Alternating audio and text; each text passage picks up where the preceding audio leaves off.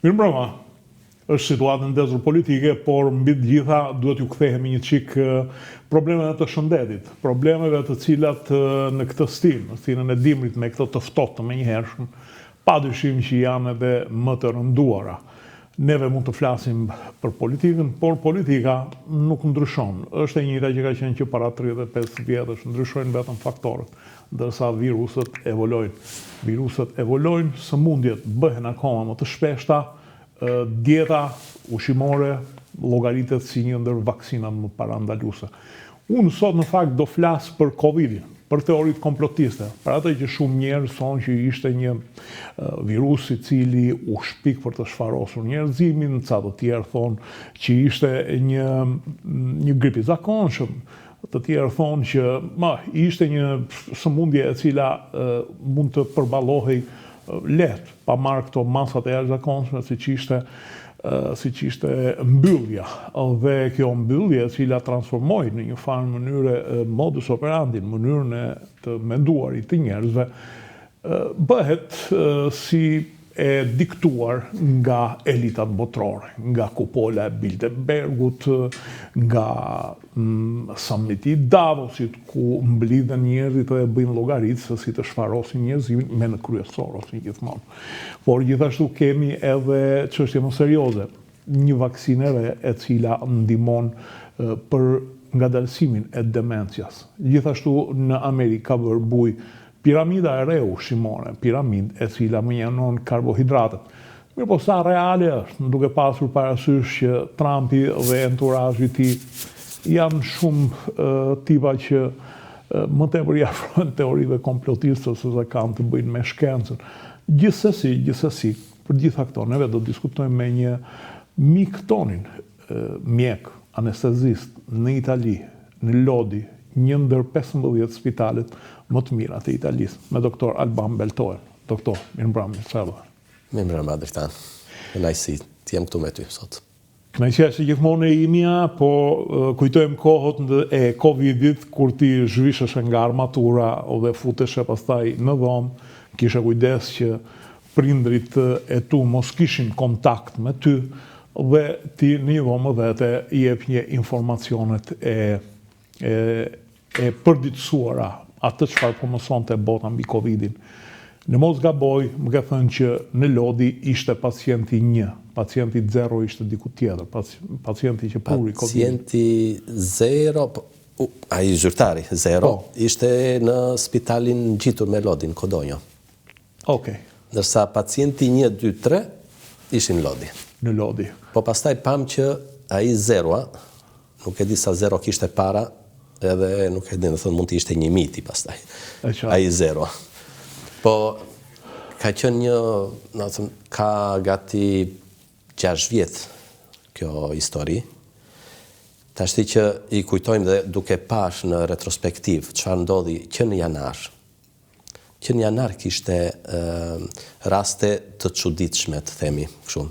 Edhe në Shqipëri pati rate të çuditshme. Rate të çuditshme pneumonie, sidomos në sëmurët që ishin në sëmurë të rëndë, në sëmurë tumoral, në pleq, me një kuadër pneumonisht atipike, që nuk i linte shans për të jetuar.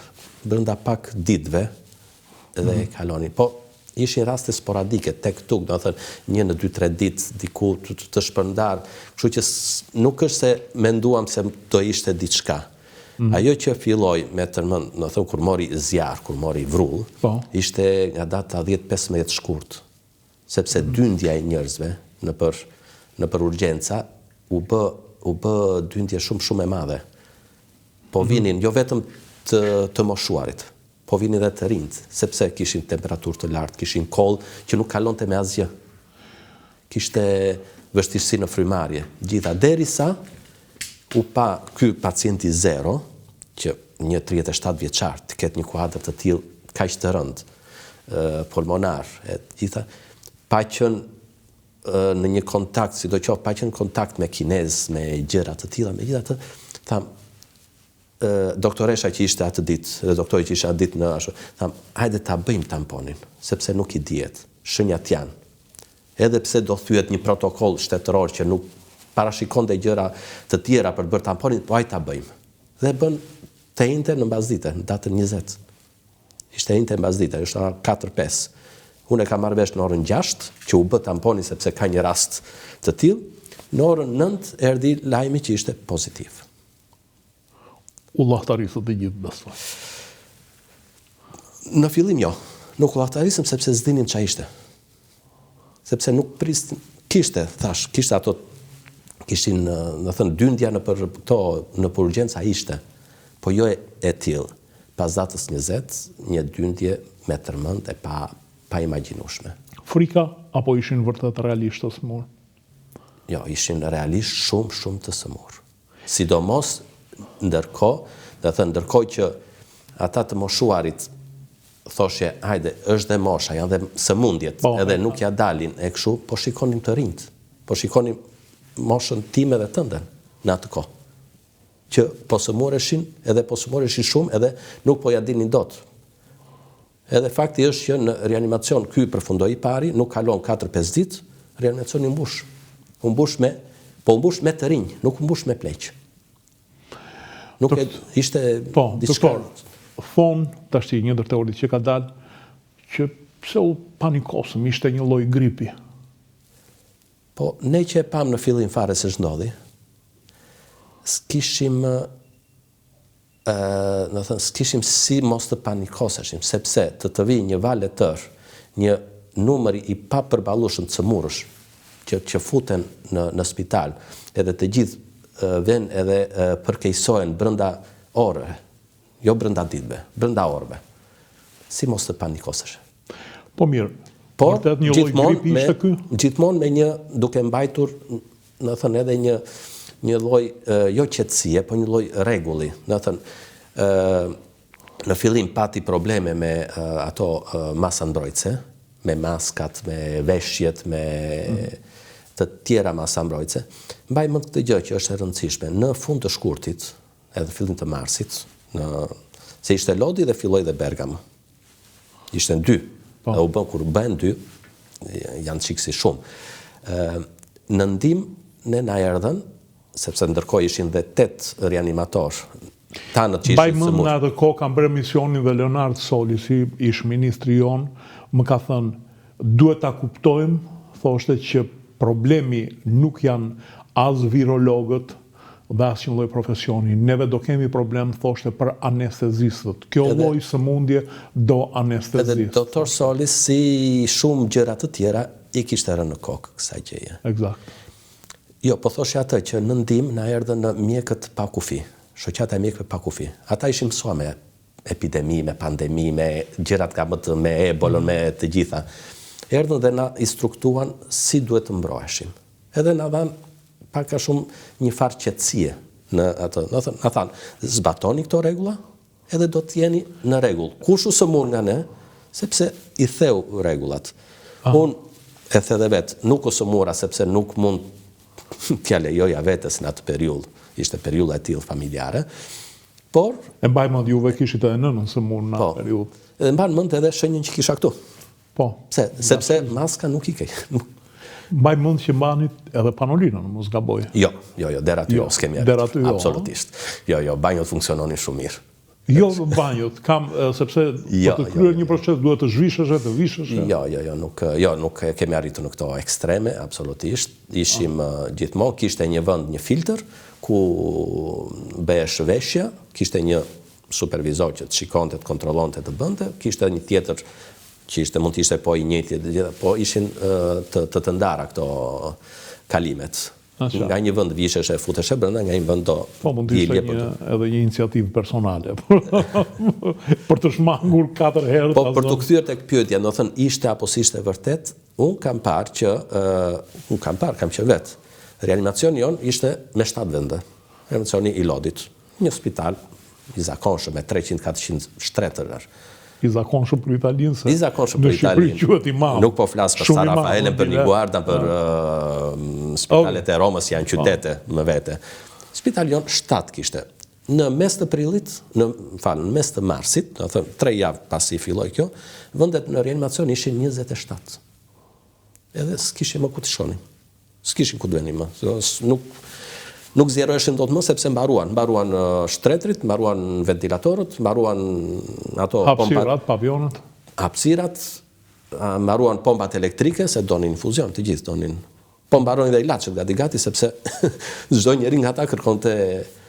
Edhe mbaj mend ato udhëtimet që bënim, merrte sëmurin, ashtu si ishte me tubë me gjitha, edhe ku të mundeshe, do thënë, kishte një organizim, kishte një koordinim qendror, që gjente vende në reanimacion kudo që ishin, edhe mund të bënin edhe një orë gjysmë udhëtim që ta çonim të sëmurin atje.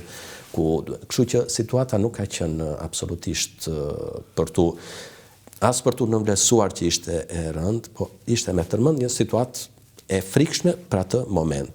Edhe përsëri ishte e frikshme sepse nuk po shikonim raste të rënda tek pleqt. Nuk po shikonim raste të rënda sepse pleqt nuk arrinin tek në reanimacion, po shikonim raste të rënda në 55 vjeçar, në 60 vjeçar. 55-60 vjeçar në Itali, edhe në Shqipëri, janë në kulmin e karrierës, janë në kulmin e jetës, janë me aktivitet të plot. Do thënë, imagjino çfarë dëmi është bërë. Po. Me një vdekshmëri të valës së parë në reanimacion që preku 60%. Kemi bërë 100 shtrime edhe dolën gjallë 40. Atëherë në Shqipëri në fakt ishte më lartë, ishte diku të 80% vdekjet dhe si kundër argument ndaj mohuzve, ndaj nihilistëve, do të bie këtë që asnjë grip nuk e ka vdekshmërinë 60 deri në 80%. Kështu që të sëmurëve të shtruan në reanimacion. Pastaj duke hequr, duke bërë një llogari këta që i bën, që merren me këto punë, vdekshmëria maksimale e këtij Covidit ishte në rang popullate ishte aty tek 0.5%. Italia pati 0.1, 0.2 të popullatës. Më shumë se sa vdekshmëria në çdo vit të kaluar apo jo. Po. Duke e krahasuar me vitet para Covid. Po. Bet fjalë, do thënë ajo që ishte teprica e vdekshmërisë, do thënë në çdo vit ke kaq një numër, këtu kishte një numër më të madh. Me siguri nuk ishin të gjithë nga Covidi, sepse në atë periudhë, duke qenë reanimacionet u bllokuan, repartet u bllokuan, mjekët ishin të zënë, ata që u sëmurën nuk vinin dot në punë se ishin të sëmurë, ata që ngelën nuk ndiqnin dot të gjithë sëmurët sepse kishte një ngarkesë. Kuptohet që përveç Covidit kishte edhe të sëmurë tjerë kronik që nuk porën dot kurat. E flas për sëmurët kardiak, për sëmurët onkologjik, sidomos, apo për të tjerë. Kush priste një operacion urgjent? S'kishte, sepse ne arritëm në 27 vende të reanimacionit, por duke transformuar sallë të operimit në reanimacion. Kuptohet që kjo Covid e pati marzhin e vdekshmërisë më të lartë se sa gripet e tjera? Po. Të e thonë të gjitha statistikat. E thonë të gjitha. Vala e parë ishte me tërmend, pastaj kur filloi vaksinimi, që ka filluar në dhjetor të 2020-s, edhe masivisht nga janari e tutje, po ne që në valën e dytë e pam që filloi nga tetori në Itali, pam që vdekshmëria po ulesh. Çfarë ndodhi? Ndodhi dobësimi i... Ndodhen disa gjëra. Ndodhi ajo që ishte më natyrale që ndodhe, më natyrshme. Do të thënë, mjekët morën eksperiencën, kishin eksperiencë në përballimin e kësaj gjëje. Do të thënë, ajo valë e parë që të gjend papritur, s'di nga të kthesh, s'di nga të rrotullohesh, ç'a të bësh, qyshe teke, në atë valën e dytë ishin përgatitur, e dinin ç'a do bënte. Kishin dalë ato mekanizmat të themi patogenetik, mekanizmat e sëmundjes, njiheshin dëmet që jepte virusi, njiheshin terapitë që duhet filloje, duhet të bëje, duhet parandaloje apo të sulmoje. Do të thënë kishte ndryshuar komplet kuadri. Ajo valë e dytë ka qenë shumë më e lehtë se sa valë e parë. Që edhe një lloj dobësimi natyral i virusit, ajo që në mjekësi quhet që fillon e mësohet. Mendoj se po. Mendoj se po, se dhe ajo bën, sepse një virus i tillë që përhapet me kaq shpejtësi në të gjithë popullatën, pastaj me mutacione, me gjëra, varet, mund të marrë edhe drejtim më të keq, po zakonisht me në drejtim çik më të Si që mirë. epidemia mbas luftës parë botërore, për shembull. Po. Një epidemi e cila vrau më shumë se sa lufta. Po, ajo ishte një lloj si Covidi faktikisht, sepse dhe ajo bëri një 50 milion, më duket. 50 milion. Edhe filloi në Spanjë, prandaj u quajt gripi spanjoll, vetëm se e sollën amerikanët. Po. Një kontingjent amerikan nga Amerika që erdhi për të luftuar aty dhe Sa milion të vdekurit dedikohen Covidit të shti? Numrin e sakt nuk e di, por si përqindje ishte 0,1-0,2% e popullsisë në Itali. Oke, llogaritë diku në 7-14 milion, do më thënë, në botë. Ka që bie. Po, paka shumë. Pastaj ka klasifikimet e vdekjeve me Covid, nga Covidi. E qartë. Çdo sistem, çdo vend bëri statistikat e veta, po kuptohet që, po të themi, një sëmur që ka një tumor pulmonar, në stad të avancuar, që të bën kemioterapi, është imunodepres, merr një virus të tillë, kuptohet që nuk ka shumë shanse që të mbijë. Në këtë radhë quhet me Covid, vdiq me Covid, apo nga Covid? Këtë radhë quhet të dyja, me edhe nga. Tjetër gjë, ai 55 vjeçari, që nuk ishte as edhe një gjë, ose do një qik do një tension të lartë, paka shumë të lartë, ose asgjë më tepër, apo një qik mbi pesh, kush nuk është mbi pesh sot, edhe e zinte Covidit e nuk dilte më. Ai vdiste nga Covidi. E qartë. Doktor, ka një lloj refuzimi dhe për këtë citohen edhe mjek, shkencëtar të tjerë. Sa e vërtet është kjo? A ka studime serioze apo këta që i bëjnë këto citime e kanë më tepër nga ndjeshmëria? Ka një bazament shkencor kjo që i hidhin? Tash studimet këta që e hedhin poshtë. Këta që hedhin poshtë, nëse ma mend, kemi bërë një intervistë bashkë. Ka qenë prilli. Në muajin prill ne ram çik në qetësi të 2020-s, po flas gjithmonë. Po. E ishim aty nga mezi prillit, nga data 20, diçka e tillë nuk e di, po të shikosh arkivin tënd e gjen. Edhe do shikosh në një farë mënyre, filloj dhe flas çik me jo si acaruar.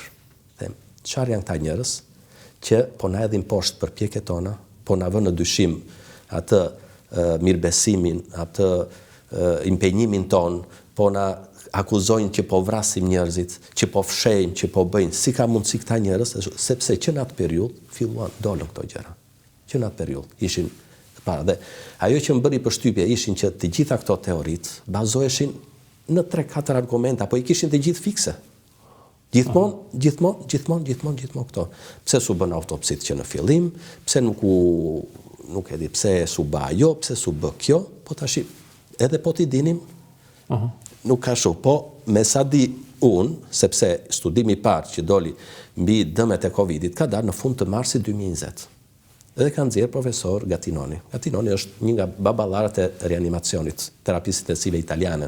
Tashi s'ka shumë kohë që ka vdekur. Ai nxori i pari në botë që nxori një nga mekanizmat e dëmtimit të mushkërisë e të trupit në përgjithësi nga Covidi. Që tha, shikoni se targeti i Covidit, i virusit, nuk është thjesht indi pulmonar, po janë enë të gjahut. Dhe thënë i sulmon të dyja, sulmon dhe andi edhe këtej. Dhe sidomos, e kjo e ndryshoj komplet. Mënyrën e trajtimit, ndryshoj mënyrën do thënë nuk është se nuk u bën. Ai doli në këtë konkluzion sepse u bën autopsit, ai ishte në Gjermani në atë kohë, u bën autopsit, dolën rezultatet, sepse duan dhe ato kohën e vet. Të vdekurit e pa nga Covidi në Itali filluan në javën e parë të marsit. Dhe thënë, temi 6-7 mars, filluan të vdisin me shumicë që ndodhi ajo e Bergamos. Ku mendoj që u morë në stadium Covid. Studimi i Gattinonit ka dalë në fund, 20-25 mars, diçka e tillë. Një kohë goxha e shpejt për një studim. Shumë e shpejt. Do thënë, nuk pati do një përpjekje që mendoj tash çfarë fshehën këta, çfarë bën këta. Jo, ishte një gjë që nuk ishte pare gjuar do njerë, se asnjëri të më thot njëri mua të nxjerrë një libër, mjekësie që e ka përshkruar një sindrom të tillë, që neve nuk na vajti mendja. Shiko, të mendosh e thatë edhe juve vetë që mbas luftës parë botërore në vitin 18-19 filloi një grip, ishte edhe grip spanjoll. Po, grip spanjoll. Grip spanjoll, vrau 50 milion vetë. Pra në një farë mënyre, kjo diferencë shifra tregon që në një farë mënyre vaksina e bëri punën e vetë. Jo, punën e vetë e bën pak a shumë të gjitha masat. Punë e pa në një pandemi, e kam të gjithmonë, çfarë është? Është të ndërpresësh transmetimin. Si ndërpritet transmetimi një pandemie virale? Thjesht duke evituar që një njeri sëmur, që e nxjerr virusin në rrugët ajrore me të shtima, me koll, me të vetë t'ja japi, t'ja transmetoj një tjetri. Qa duhet vjen? Duhet vjen maskat. Çfarë maskash duhet vjen? Atëre u tha, është e rëndësishme që t'jetë një diçka, një mask.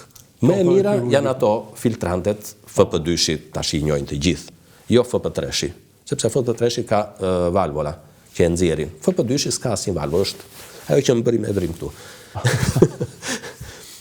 Ato ishin, do thënë, tash u turën të gjithë, pas një çike u turën të gjithë e maskave. Jo, pse maska, pse ashtu, jo, po do bëjnë këto, po çfarë do bënim? Nuk kuptohet.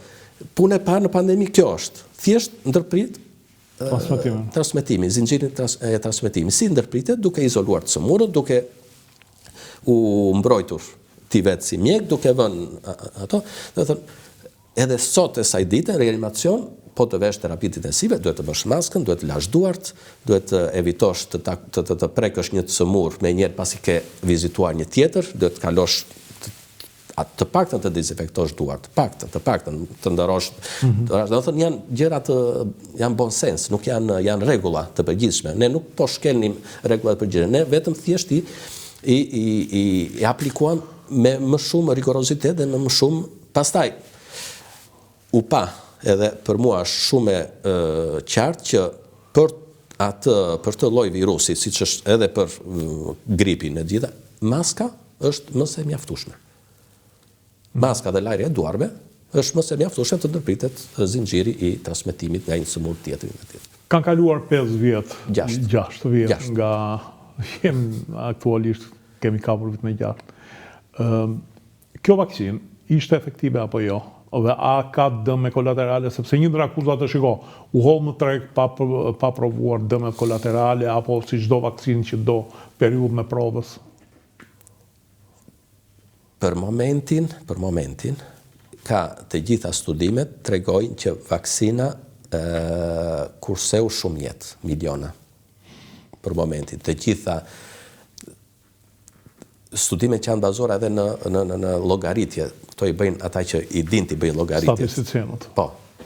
Të gjitha ato të çojnë në përfundimin që ai raporti risk beneficio, si thonë, ishte në favor të kësaj. Pastaj, çfarë ndodh? Po të shikosh të gjitha vaksinat, kanë efekte anësore.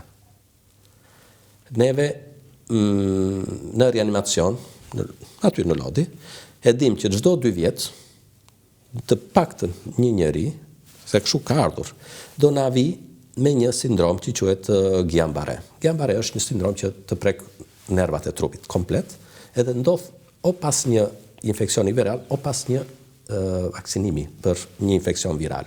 Edhe është 1 në 200.000, diçka e tillë. Do thënë e presim që të na vi një kështu. Kjo çdo thotë që për atë rast nuk duhet të bëjmë vaksinimet? Të sakrifikojmë 200.000 të tjerë? Prandaj po. Edhe ai problemi, ata që e vunë dhe që e ideuan, nuk e ideuan nga zerua, x pari. Qoftë Moderna, qoftë Pfizeri. Kishte studime? E kishin në studime dhe po përparojnë në studimi sepse ato janë, të themi, një nga armët e ardhshme ose të tanishme ndaj tumoreve. Dhe ata për atë po e studionin. Për tumoret. Në thënë, programon trupin që Këto biologjiket që quhen ARN. Po. Çu quhen këto? ARN, po. Me bazë ARN-e. Çfarë është? Që ti programon sistemin imunitar të trupit kundër një antigjeni. Në këtë rast ishte tumori apo virusi. Po, më ka bërë përshtypje, doktor, nëna ime mori një vaksinë të tillë biologjike, një me ARN, e mori në fakt kundra azmës, e vuan nga azma. Mbas 3 injeksionesh i ka shkuar kapaciteti mushtrive nga 75% në 97%. Do të thotë që ka qenë efektive. Shumë efektive. Edhe omalizu babë, që edhe mos gaboj, Mere është jo Këto janë antikorpe monoklonale që përdore, do të thënë në vend t'i prodhoj trupi. Këto janë prodhuar në laborator direkt edhe bëhet injektimi në trup. Është njësoj. Në këtë rast përdoresh programohet thjesht trupi për të prodhuar këtë antikorp. Për më tepër tash ka jo studime, po ka kështu të themi studime observacionale që shikojnë që cëmurt që janë onkologjik, sidomos me melanom të përhapur, apo me kancer të kolonit, që janë gjëra shumë të përhapura, dhe që janë nështruar imunoterapisë, ata që po bëjnë edhe vaksinë e Covidit përgjigjen shumë më mirë si imunoterapi ndaj tyre. Ka lidhje apo s'ka lidhje, kjo duhet parë, sepse duhet studiuar akoma. Është si punë e Viagrës, që unis për ilazh zemrë dhe doli për tjetër gjë. Po, edhe ajo është. Ndërsa doli më së fundi një studim shumë i madh dhe ky në i tipit observacional. Do thënë morën nuk e di sa popullat të vaksinuar dhe të pa vaksinuar komplet. Dy populatat shumë homogjene. Duke parë të gjitha çfarë ka ndodhur. Dhe thënë, mund të vdisje për aksident, mund të vdisje për helmi, mund të vdisje për vetvrasje, mund të vdisje nga zemra, nga të gjitha. Numri të vdekurve tek ata të vaksinuarit ishte më i vogël se sa të pavaksinuarit. Nuk ka asnjë lidhje, do thotë që vaksina nuk i shtoi këto. Po, tashti ka dhe studime të tjera që dalin që thonë i shtoi. Sidomos kur nuk jem mjek. Ta janë akoma me ekspert. Po, aty na vinë ndim pastaj na Stradini. E di historinë kur ra nga fiku, tha vetëm ata që nga rë nga fiku të vinë.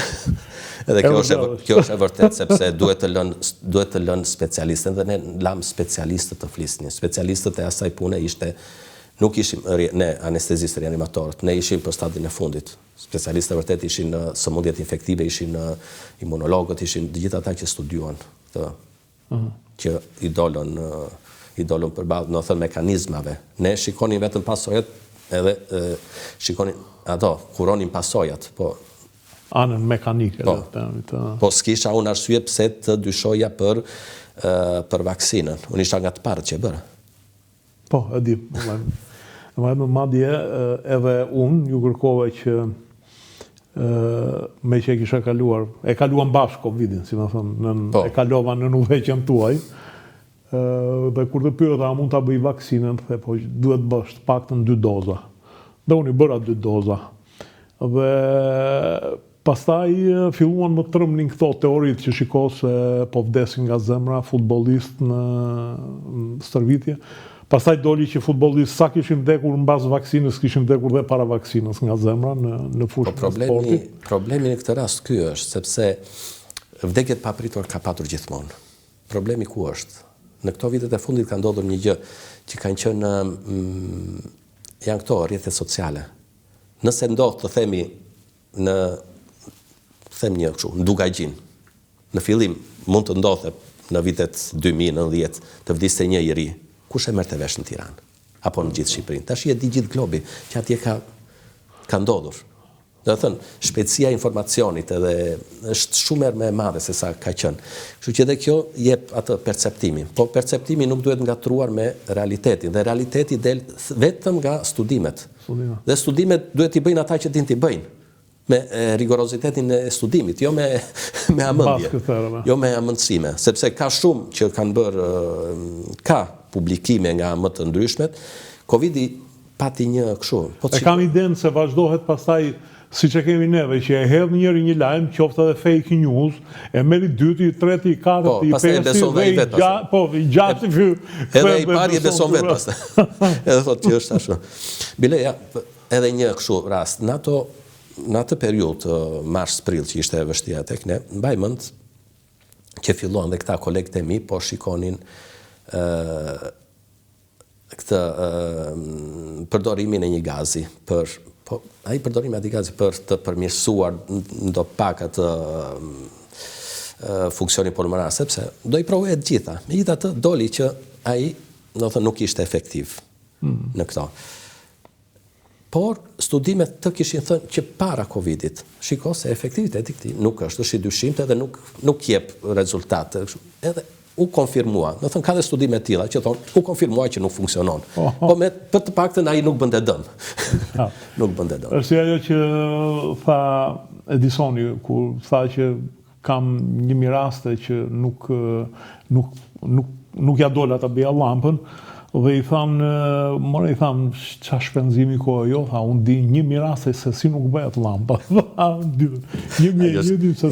Kjo do thotë, kjo përkthehet në Shqip si përvoj, ose në fjalët e huaja tjera, eksperiencë. Dhe eksperienca është themelore në mjekësi.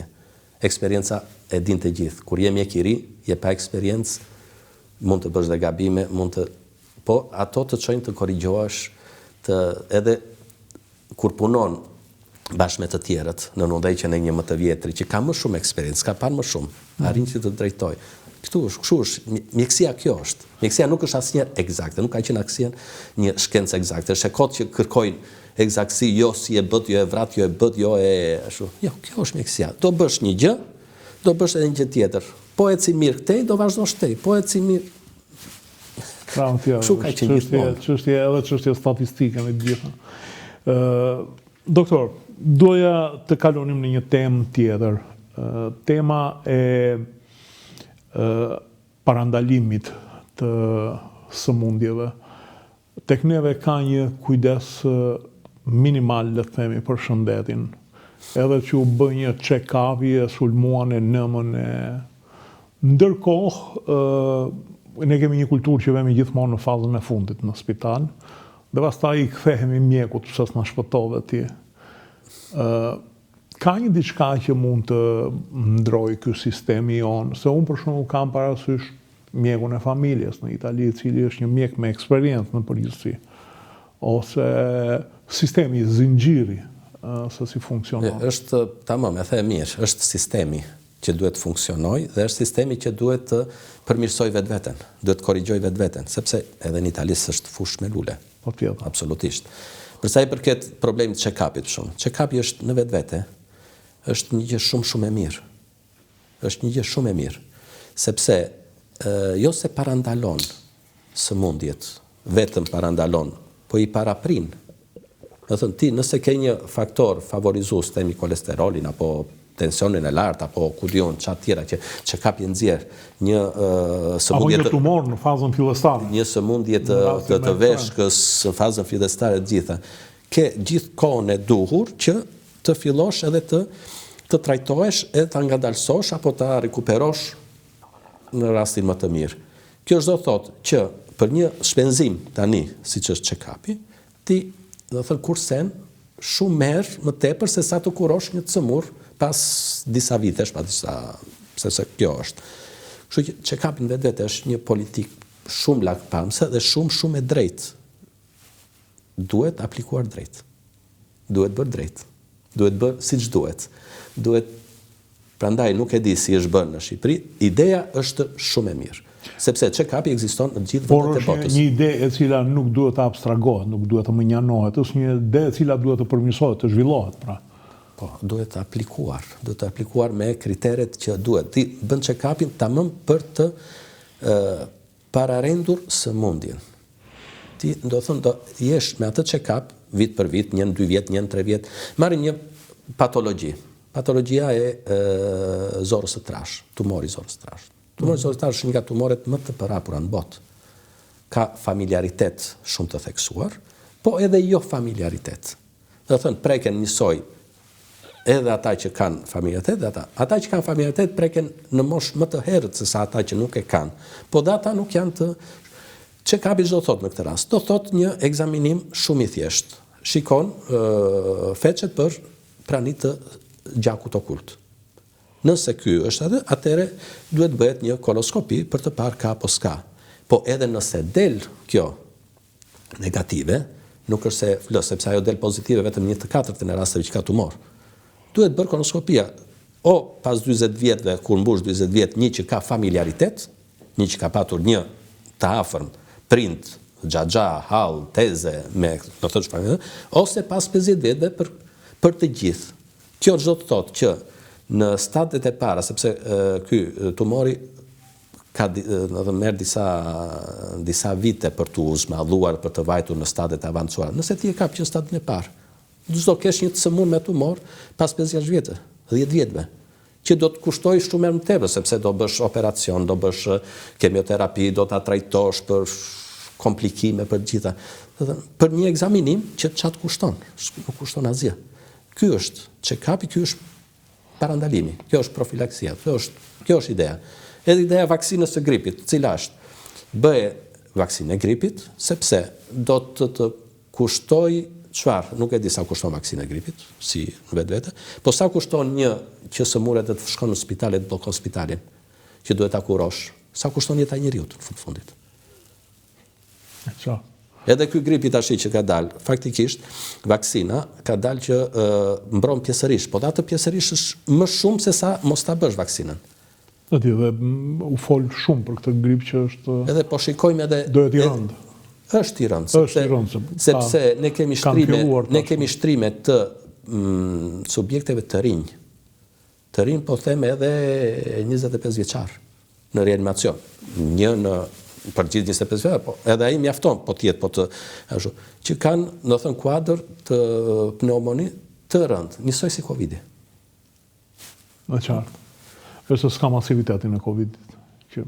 Jo, për momentin... Po pra, për momentin. Për momentin jo, sepse njerëzit janë më të prirur të bëjnë, si të qoftu edhe në Shqipëri, dhe janë më të prirur të bëjnë vaksinën e gripit. Vaksinën e gripit është më tradicionale.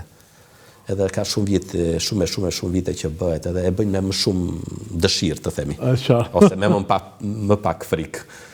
Megjithatë, ajo, më thënë, është gjë për të bërë, sepse për kategoritë sidomos të rrezikuara, kategoritë të rrezikuara janë pleqt, të brishtët, të fëmijët me probleme, të rinë me probleme, gjitha ato janë patjetër.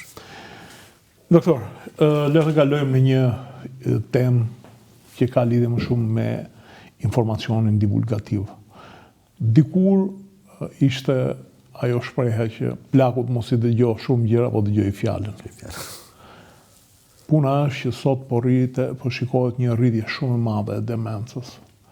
Dhe përveç se një rritje e saj që shpjegohet, disa e shpjegojnë me rritjen e moshës mesatare, por mua nuk më duket sepse shikoj edhe 60 vjeçari që i ka kapur demenca. Ndërkohë,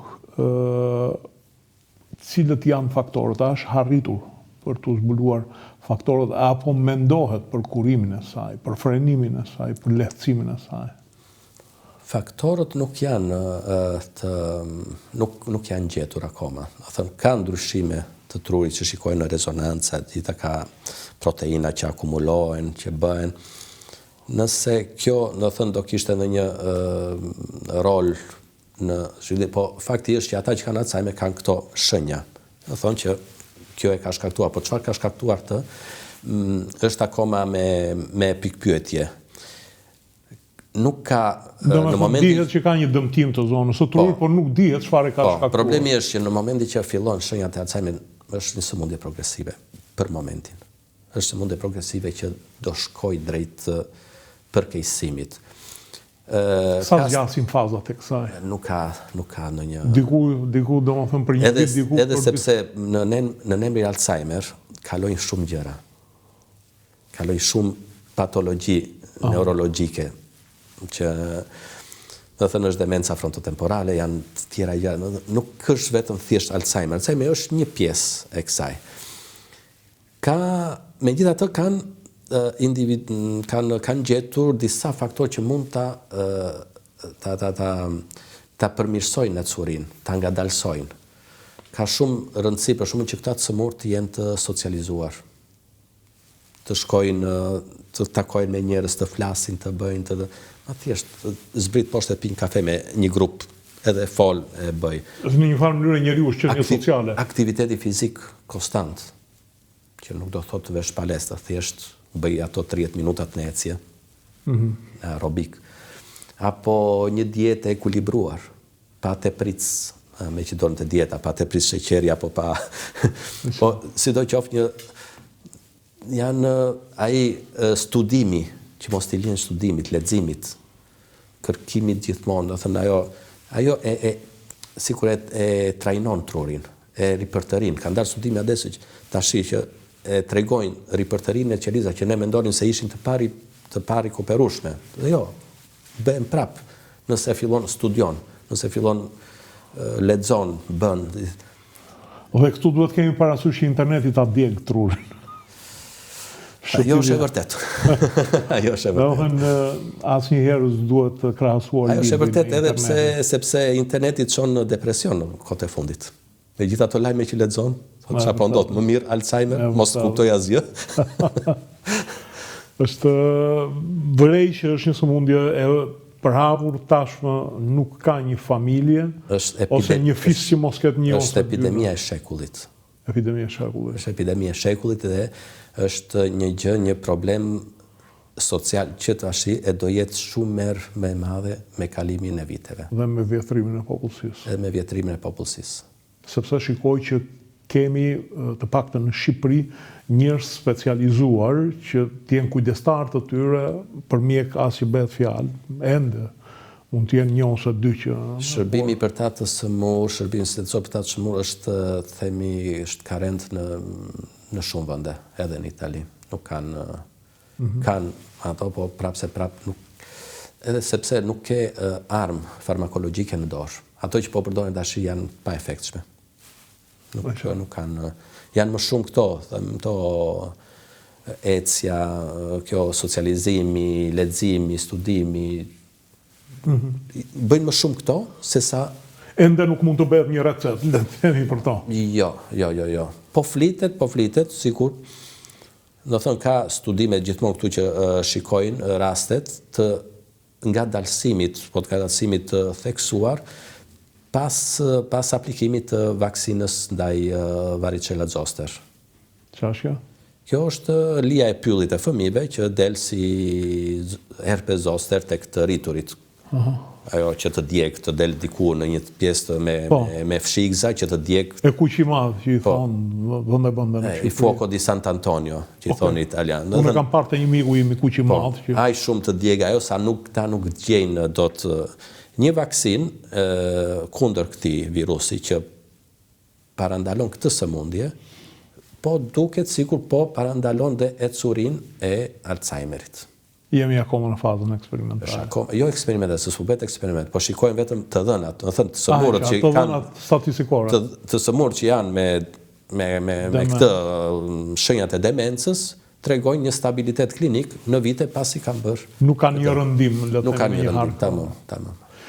Okej, doktor, tema e fundit që doja të trajtoja, obeziteti është kthyer në një sëmundje të botës së zhvilluar dhe të paktën nga sa rezulton shkaktari shumë sëmundjeve, i sëmundjeve kardiake, i sëmundjeve kardiovaskulare, e shumë të tjera, të muskujve, edhe të trurit. Savo e përmendëm që thamë që edhe sheqernat mendohet që e godasin trurin dhe çojnë në demencë. Dhe në Amerikë është bërë një problem i madh. Në mos gaboj statistika, flitet që në vitet 60 diku te 20% amerikanëve ishin obez, sot janë 60% amerikanëve obez. Dhe kur flasim obez, flasim për bullafiq, jo për 150 kg. Po, nuk po flasim për një shikose nga ana mjekësore, ti duhet jetë 3-4 kg mbi peshë gale. Dhe administrata Trump kanë nxjerrë le të themi dietën e re ushqimore, duke e shmëndur këtë milet, jo keto diet, jo dieta e vezëve, dieta e qumshit, dieta e ujit. Jo, s'ka të bëj me këto. Jo, s'ka të bëj. Këto janë... Jo, e di. Këto janë moda. Po pra, këto janë moda, dhe unë dua të di, kjo dieta e fundit që ata thonë, kjo mënyrë ushqimore, a ka një bazë shkencore dhe ku duhet të drejtohen njerëzit për të patur një trup normal i cili, kur jo obez, jo vetëm këto sëmundjet, po të prish edhe cilësia e jetës, artikulacionet, lëvizshmëria, elasticitet. Nëse flasim për emergjenca sanitare, dhe për epidemi, përveç se Alzheimerit, përveç se tumoreve, sëmundjeve kardiovaskulare, është edhe obeziteti, që pastaj është i lidhur me të gjitha këto sëmundje, sepse ai që është obez është i predispozuar të bëj shumë komplikime nga diabeti, nga zëmbra, nga tumoret, nga të gjitha. Edhe pastaj është edhe shumë e vështirë për t'i trajtuar, sepse nuk është. Për sa i përket tyre, i lexova një këto indikacionet e reja të Amerikës. Më në fund, thoshja. Më në fund erdhën dhe kuptuan që dieta mesdhetare është ajo që duhet. Pra këtë thoshte një dietolog, nuk po thonë ndonjë gjë të re, po thonë dieta. Më në fund e kuptuan që me hamburger nuk shkohet jeta, edhe nuk ecet para, edhe nuk mund të jesh i shëndetshëm me hamburger dhe me Coca-Cola. Është e pamundur. Po të shikosh në Amerikë, ti ke qenë, çfarë hanë shumica e njerëzve janë në këto fast foodet. Do thënë, ato që janë ultra procesati, si do, ultra të procesuar, gjitha ushqimet e gatshme të industrisë, që kanë sheqerna, kanë aditive, kanë konservante, kanë nga të gjitha, ato janë nga më të dëmshme, nga më helmuset në këtë rast. Për shumë arsye. Po më në fund po them shqyr, edhe Amerikanët erdhën tek dieta mediterane, do të thënë, që do të thotë? Që do të thotë, tash nga të gjitha. E sidomos, tash me cilësi. Tash gjëra, ato që quhen tash më bio, gjëra ushqim real, ushqim i vërtet, jo ushqim i procesuar nga industria, ushqim i bërë në shtëpi, ushqim i bërë me kriteret e njërinjkohe, siç ishin ato të gjysheve. Bot shikosh dietën. E mira është ato me salcën, po më mirë bë domatën se sa të bëj salcë të gatshme. Makaronat mund t'i bësh fare kollaj edhe vetë. Mirë, makaronat hajde, se nuk është ai problemi i makaronave. Problemi i makaronave është Jo, kam parë që i bën kollaj fare vetë. Po pra. Jo, i bën shumë mirë. Problemi i makaronave thash është përbërja, sepse në përbërjen e vajin të përdorësh kryesisht vaj ullirit. Po. Ose vetëm vaj ullirit. Jo vetëm vaj ullirit, se do dhe gjalpe, do edhe Jo, e kisha llafin të thonë, ka dalë së fundmi sigur kjo vaj kigerikut, vaj lule diellit, domethënë nuk janë të shëndetshme të vaj ullirit. Vaj ullirit dihet edhe njihet edhe është i klasifikuar. I testuar prej 3000 vjetësh. Ulliri vetë ron mira vjet. Pse ron mira vjet? Sepse ka nga vaj ullirit. Nga vaj ullirit. Jo, problemi po thosh, ai këtyre ushqimeve ultraprocesate gjitha janë edhe është përbërja e tyre, sepse këto sheqernat e thjeshtë që janë përbërës të këtyre ushqimeve kanë indeks glicemik shumë të lartë. Çdo thotë që në momentin që ti ha, glicemia shkon, sheqeri në gjak shkon direkt sipër, shumë lart. Edhe kjo i jep stimul trupit të prodhojë sa më shumë insulin, sepse thotë çfarë po ndodh. Edhe pastaj të vjen me një uri pas 2 orësh ke prapë se mbaroj. Aq ishte. E kam provuar të vetë, ja. Po hangë gjëra të lartë kërcojnë me një. Ndërsa ushqimet e bëra në shtëpi, cerealët, integralet, të gjitha ushqimet e tjera, të gjithë, këto që janë ushqimi vërtet, këto nuk kanë indeks glicemik të lartë. Këto thithen ngadal e t'japin mundësi të treten mirë, të metabolizohen mirë, plus që kanë të gjitha ato efektet e mira, nga vaj ullirit, nga të gjitha. Trupi ka nevojë për të gjitha. Ka nevojë të hajë mish, por me moderacion. Sa doja të pyes një, sepse është kjo betejë e madhe midis vegetarianëve, po edhe neo-vegetarianëve do t'i Si vegetarianëve na vjen keq për ata, po. Do amne për ata, po jo aq shumë.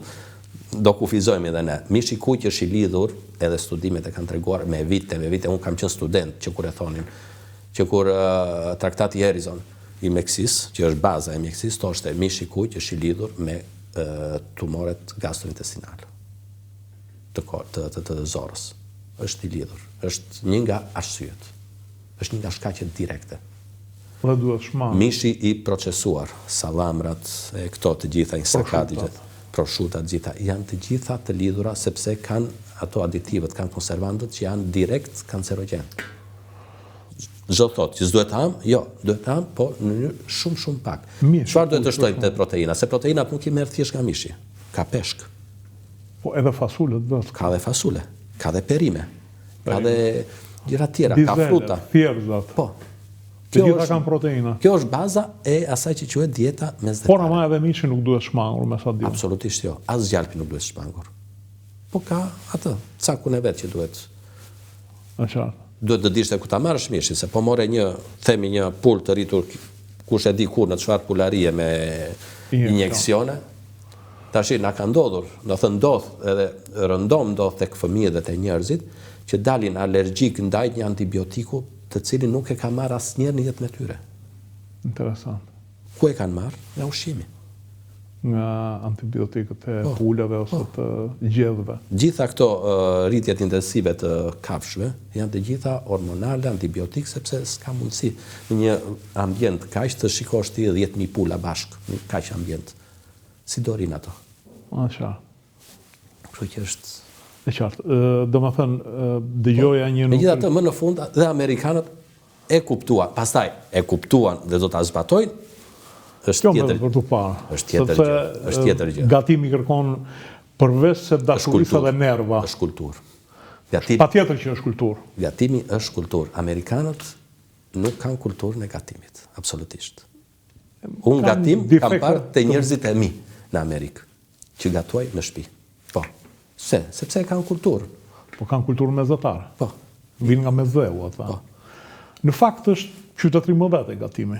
Le të themi që dy ndërkombet më të rafinuara në kulturë njihen edhe për kuzhinat jashtëzakonshme, italianët dhe francezët.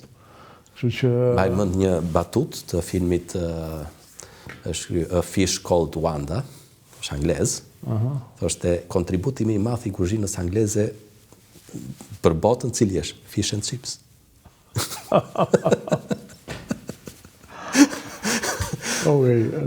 Doktor, të falenderoj për bisedën e këndshme. Faleminderit ty, Tritan. Ishte kënaqësi me të mënd. Patjetër. Faleminderit edhe juve që na ndoqët, kjeni mendjen, ndiqeni emisionin sepse do ju ndihmoj të jetoni më gjatë dhe më shëndetshëm. Natën e mirë.